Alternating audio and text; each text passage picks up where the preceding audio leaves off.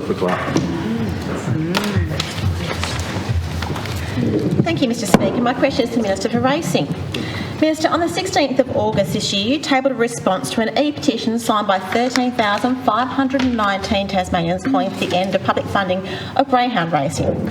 Your response refers to improved transparency regarding animal welfare, and the probity and integrity are critically important in the racing industry.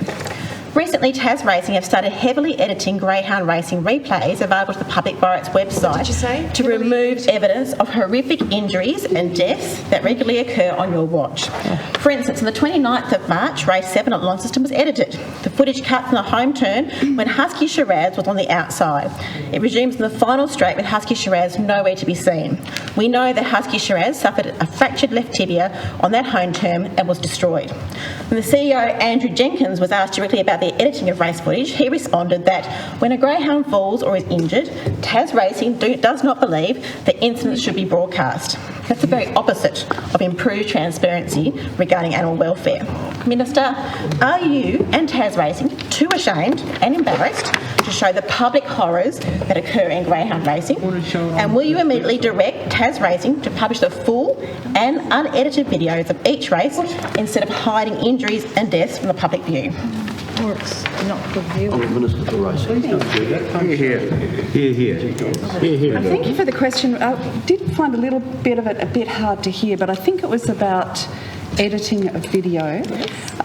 So I do want to just speak a little bit about what we are doing in racing and give the House an update, and then I'm happy to address what I think your question was. It was hard to hear. So we know that this government and the racing industry and myself regard the welfare of animals as critical. The vast majority of industry participants provide great care to their dogs.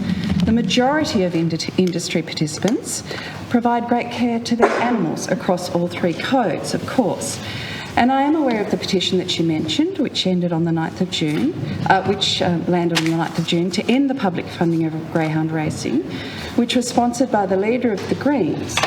I am aware 13,519 people signed that petition. Firstly, let me say, as you would always appreciate with me, I think it's fantastic that people are participating in their democracy. I participate in my democracy, and I think everybody should. I'm very, very supportive of that. Our government, accepts that people will have differing views on the racing industry in Tasmania. That's just how it is. The racing industry is funded by a deed of agreement between TasRacing and the government. The deed was signed in 2009 and provides funding for a 20-year period.